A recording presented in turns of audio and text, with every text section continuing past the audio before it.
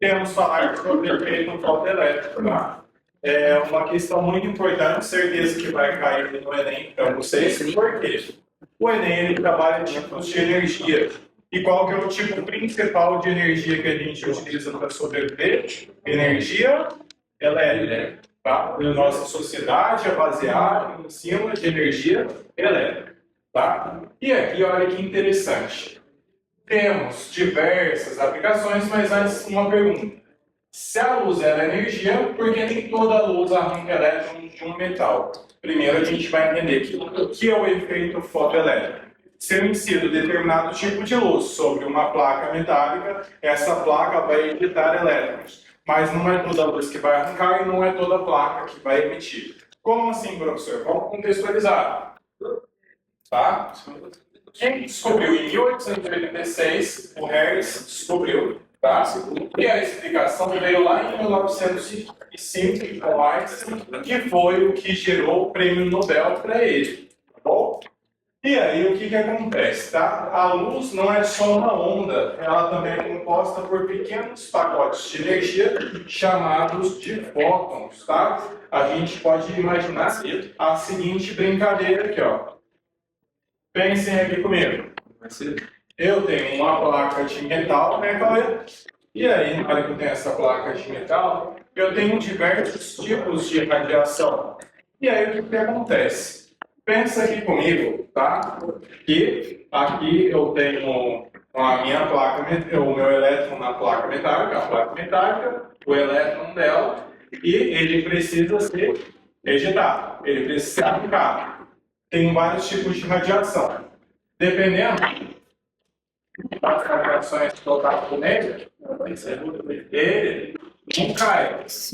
Mas se eu aplicar ele com bastante energia, uma hora ele vai cair.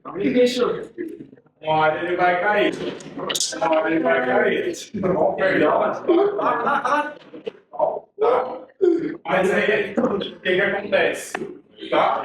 Depende de quê? Do tipo de radiação e depende também do quê? Da frequência que isso vai ser emitido e do tipo de material. E aí o que a gente sabe?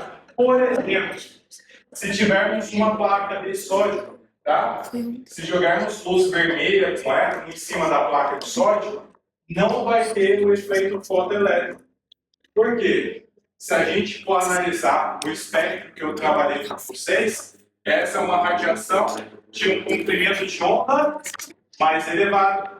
Agora já a ultravioleta, ele tem um comprimento de onda menor. O que vocês responderam para mim na prova? Radiações que têm um comprimento de onda menor, elas possuem um maior nível de energia. Se tem mais energia, ela vem para arranca o elétron. Tá bom? Essa é a diferença que eu estou tentando fazer uma analogia aqui só para vocês tentar compreender. Mas onde estão as aplicações disso? Tá? Sensores, placas fotovoltaicas, aí a gente tem aí o efeito fotovoltaico, tá? Como que funciona, por exemplo, uma placa solar? Ela é infinita? Não, ela não é infinita, mas eu tenho vários bloquinhos de silício, um bloquinho ligado no outro, tá? E você tem fios ligando essas plaquinhas. E dentro dessa plaquinha, quando a luz do Sol bate nessa plaquinha, os elétrons, aqui tem várias seções, esses elétrons, eles começam a se mover de um ponto para o outro, tá? Diferente, por exemplo, do efeito fotoelétrico, que a radiação dele bateu, arranca, isso daqui vai embora e nunca mais volta, na placa solar, isso daqui não acontece. O elétron, ele fica dançando lá dentro. E aí o que acontece? Se eu vir aqui, ó, eu ligar aqui, ó, um fiozinho aqui e ligar o outro fiozinho lá do outro lado, eu vou ter uma diferença de potencial. Consequentemente, eu vou ter uma corrente elétrica. Só que aí a gente chega numa questão muito interessante, pode ser que caia na prova para vocês, que é o quê? Energia solar produz um tipo de corrente que é corrente contínua.